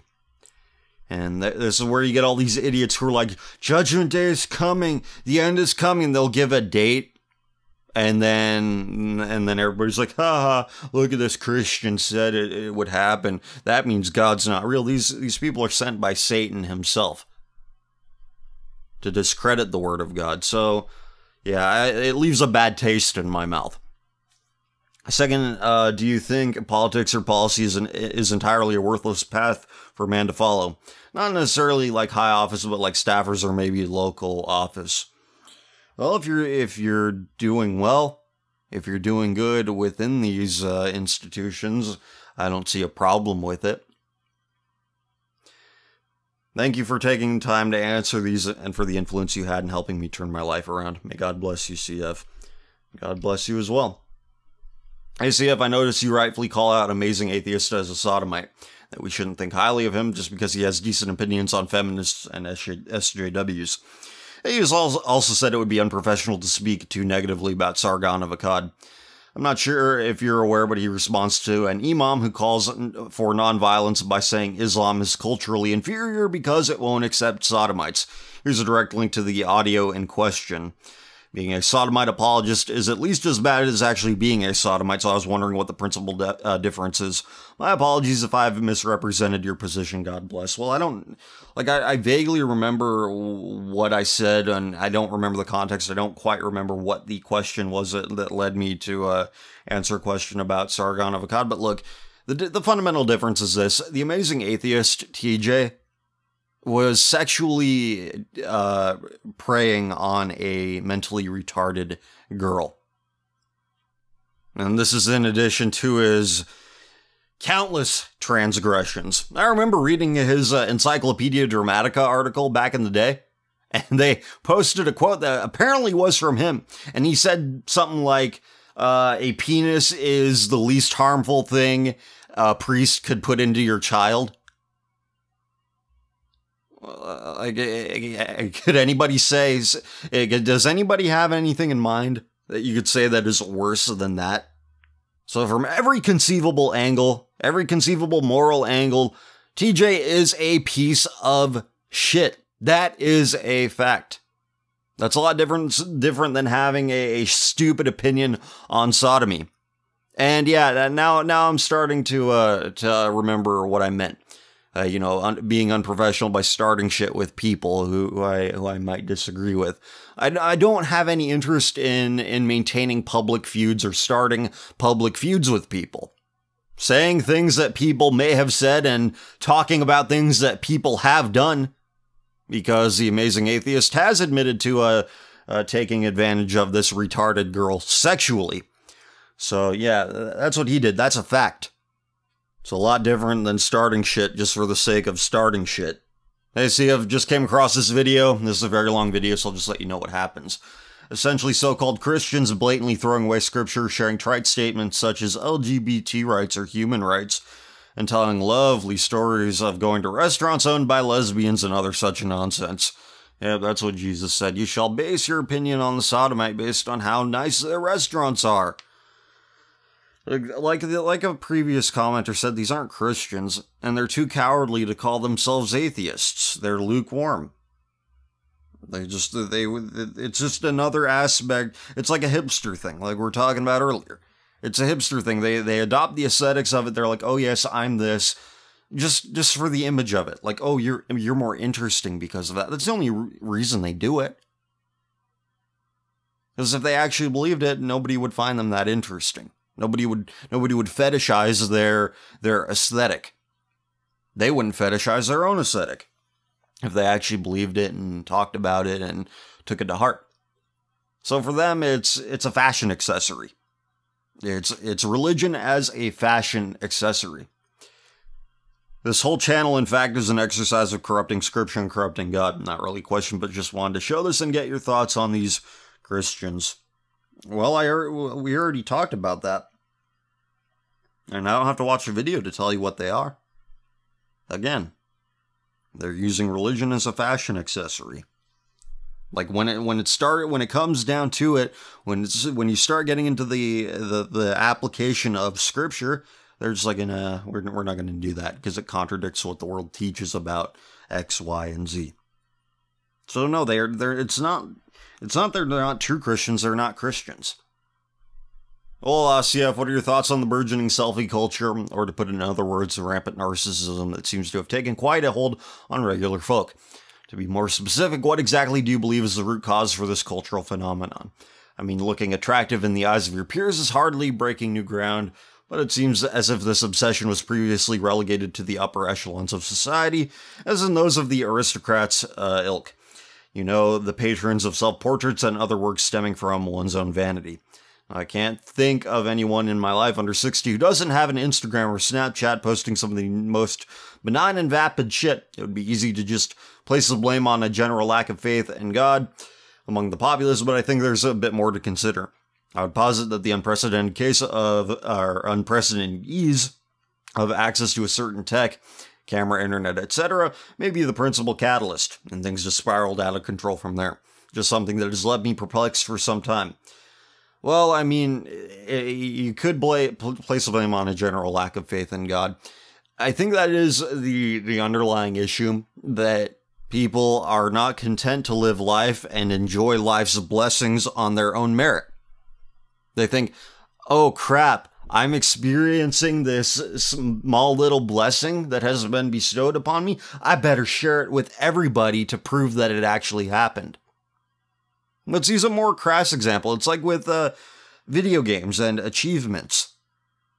You know, it's not until pretty recently that video games didn't have achievements, that simply playing it and experiencing it was reward enough. So what you're witnessing in real time is a complete lack of contentment, a complete lack of gratitude. It's not enough to go to a baseball game, for example. Oh look, I gotta take a picture of myself at the ballpark to prove I was there. Completely unnecessary. You don't need that to affirm your enjoyment of whatever it is. It's like people have no minds of their own. People do things just to get affirmation from other people for doing it. Wow, you're living such a cool life. I'm convinced that the only reason people get married anymore is to get Facebook likes, to get Instagram likes. I don't get it. But I guess it's been a long time coming. We are too far removed from why things are the way they are. We are so disconnected from the purpose of marriage, child rearing, family, everything. So the only thing we have any connection with is the validation we received for doing stuff. Like, I wouldn't be surprised if people are like, well, I'm going to have a kid and I'm going to post pictures of my baby and I'm going to get likes on Facebook, rather than saying like, wow, look at this baby. It's me. It's a replica of me. I'm going to take care of it. And I'm going to enjoy my life with my family, with my new baby that I made, that I helped make. That's not good enough for people, and that is pathetic. Getting married, affirming your commitment to man to woman. Man and woman, woman and man, affirming their commitment between themselves and God. People are like, nah. It's my big day. That's how the bride views it. And for the guy, I don't know what the groom thinks anymore. It's like, I guess he just thinks he has to do it to keep her around. And not getting that's the right thing to do. That's what God wants you to do. This is what keeps society together. Monogamy. Sexual loyalty. He doesn't view it like that. Guaranteed. No one views these life events, what should be very important life events that are taken very seriously, no one views them as doing their part. A contribution to maintaining their culture and heritage.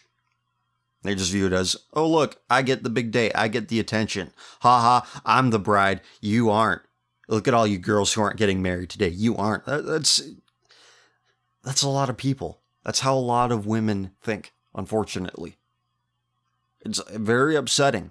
Every important institution that average people were perfectly capable of contributing to, rendered to a level where we now view it as nothing more than large-scale masturbation. Look, I got married. Look at me. My big day. Facebook pictures.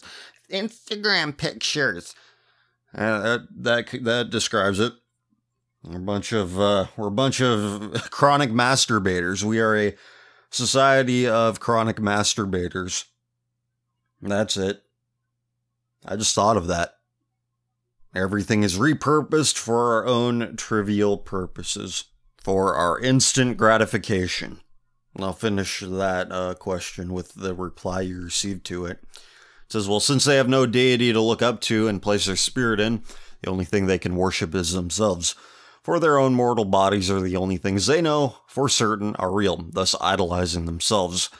I know you don't want to blame it on godlessness, but I get a first-hand experience with these types of people every day. And looking at them, it just simply is self-worship. Gaining popularity with the world at the cost of cutting their relationship with God, who they've long abandoned. That is what pride always leads to.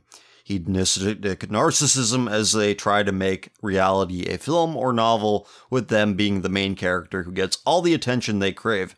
Man has been narcissistic long before modern technology. Only now we can be narcissists 24/7 and from anywhere in the world.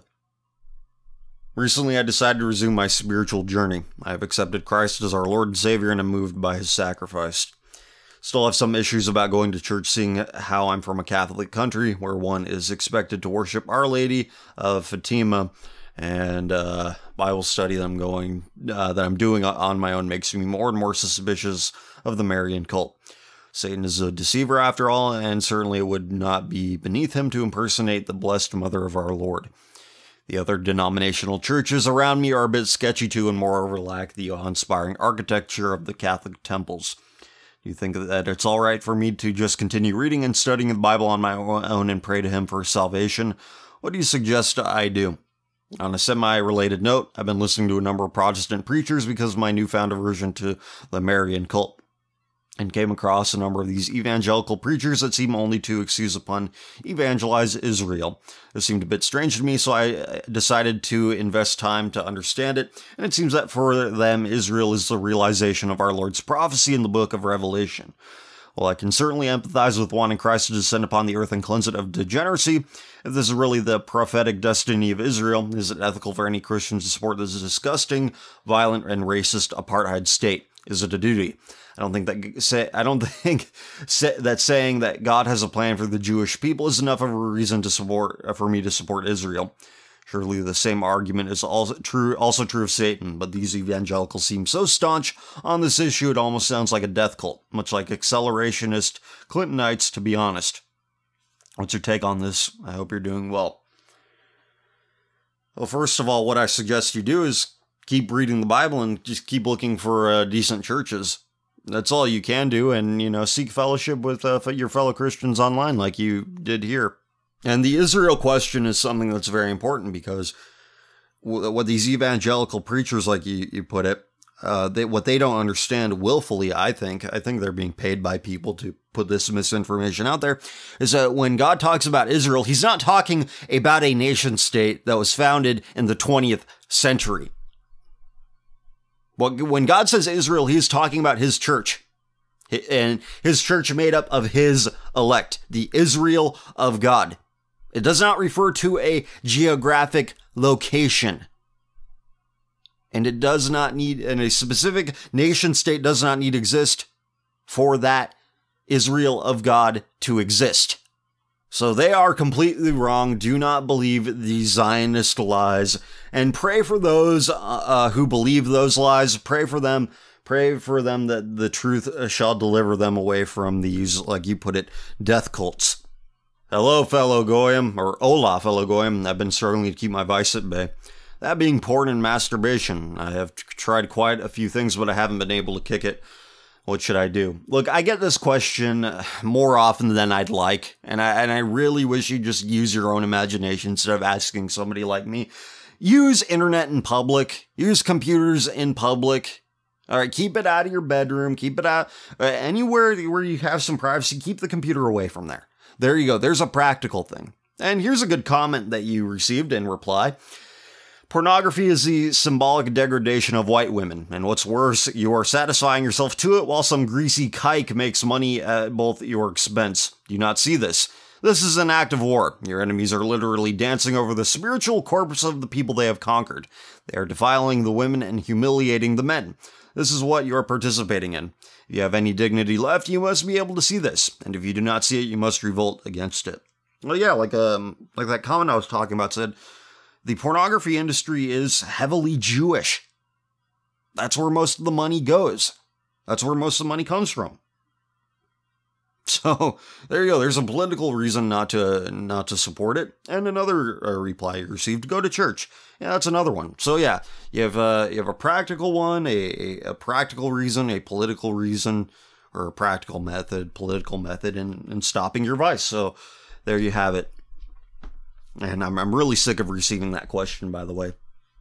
So if you're listening to this, you're thinking about, oh, what do you think? How do I stop masturbating? Don't send it. It is real simple. Very simple. And I don't need to waste any more time talking about it. Hello, CF. Sorry if you've answered this, but what are your thoughts, thought differences on differences? Okay, you people need... Okay, another thing. Please proofread. Please. Just... Okay? I don't look these over too closely. Just...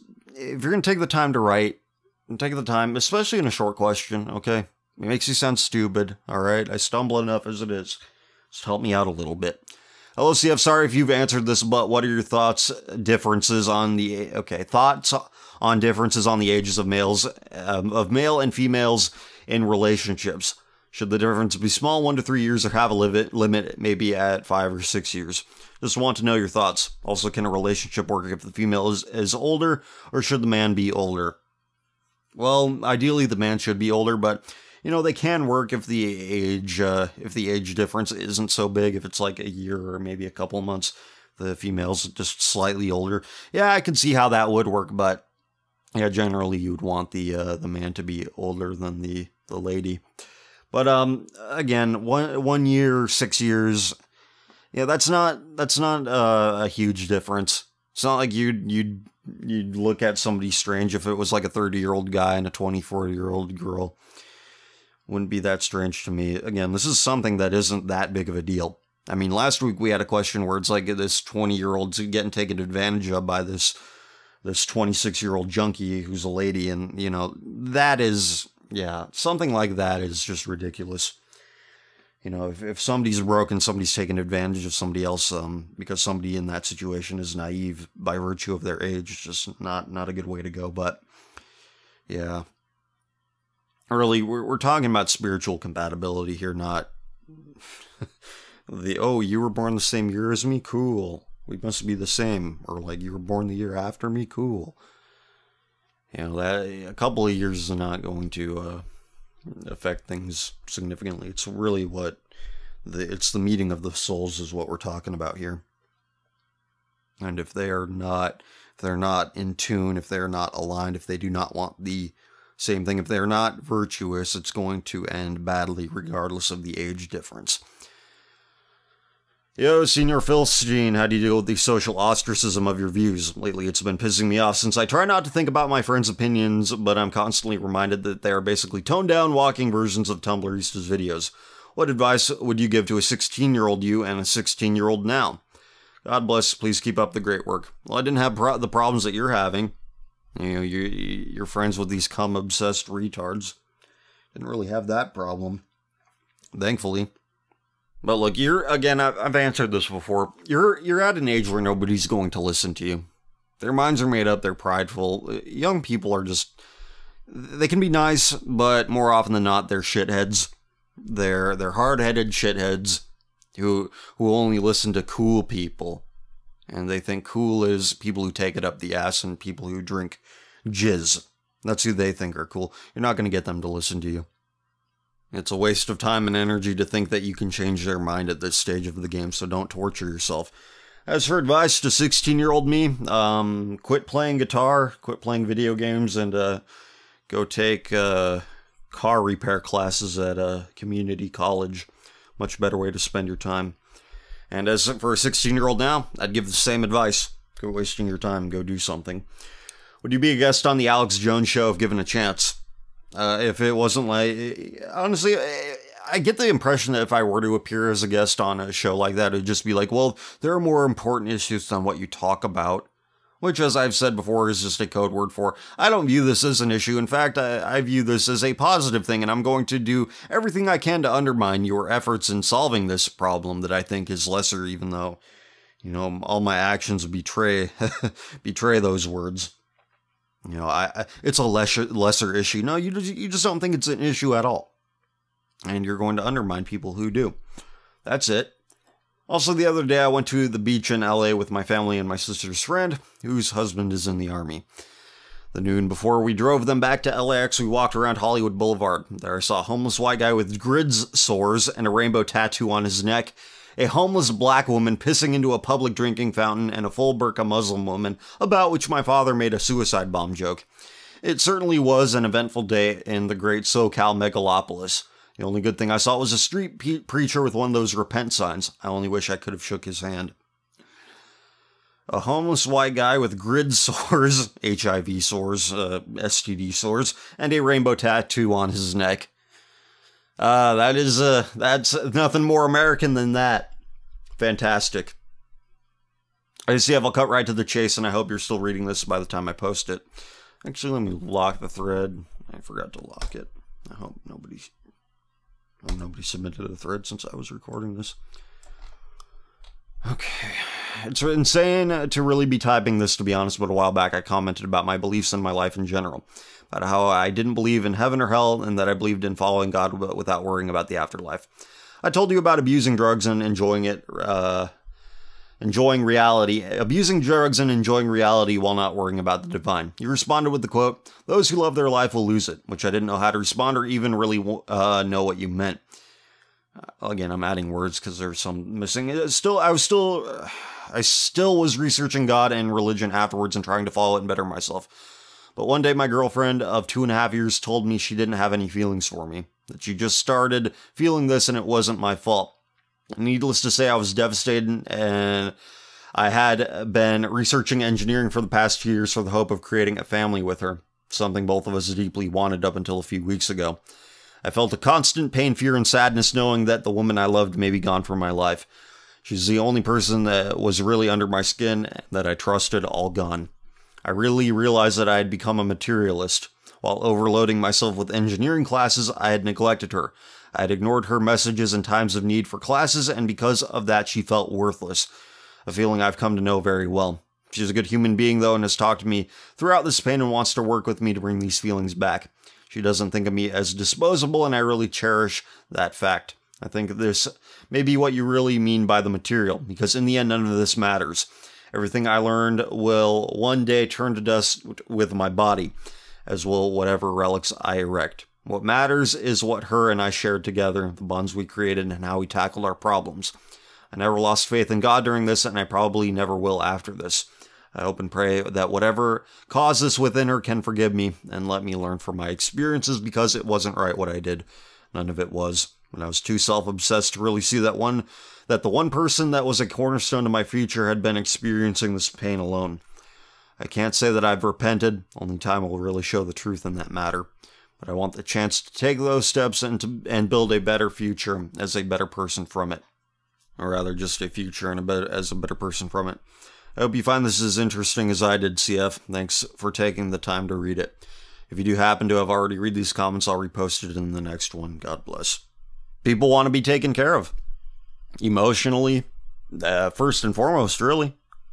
Because it's like when you're sad, when you're depressed, when you're lonely, when you feel alienated, you're not thinking about the roof over your head. You're not thinking about the heating or air conditioning you have. You're thinking about how you feel. And most people want to feel special. They want to feel like they matter to somebody. That we aren't just an accident, that we don't live in a vacuum, that we mean something to somebody else. And if you neglect that, bad things will happen. And focusing on the material, that's the problem with people. They're just like, well, it doesn't affect you, whatever. I do this thing, I have casual sex. I do this, I do that. That's what they think. That's what they do. They don't realize the wreckage they're causing. The trail of destruction they leave in their wake.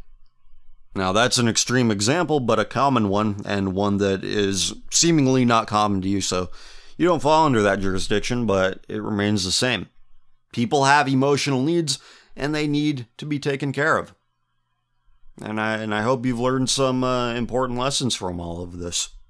And God bless you as well. Alright, that does it for Reddit questions. I do have more email. I know I say this every week, but it just... email is becoming more and more of a thing that just... I receive a lot of Reddit questions. A lot of them are long. And, I read them, but... it's a lot to do. So if you sent me an email, I apologize again if I haven't read it. If you wanted it read. So... what else? I'm short on time, so... I'll wrap it up. And one word. I talked about merch on Twitter. If you follow me on Twitter, I announced the first order of merch is coming. These are going to be a limited run thing. I'm not going to talk about it until they're in my hands because the printing company says they're printing. But there's always the possibility of somebody looking at it and saying, no, we're not going to print this. Even though the guy already paid us, we're not going to print this. So once they are in my possession, I will announce further details, and you're going to love it. It is going to be, you might make the local news if somebody sees this thing in your possession. So I really hope they print them. But yeah, that should happen by Thursday if the website is to be believed. So once it all falls into place, I will announce further details. And yeah, if you have any Amazon.com purchases, by the way, use the affiliate link below. Click on that. It'll take you to the Amazon.com front page. This is American Amazon, so I don't have international Amazon yet anyway. Yeah, just click on that, take it to the front page, search your product, add to your cart, check out. After clicking on that link, I get a percentage of whatever you buy at no extra cost to you. Good stuff. Also, Common Filth Extra, episode 31, available for free all week long. Don't miss out on that. So with all that being said, you take care of yourselves, be good to each other, and I will talk to you later.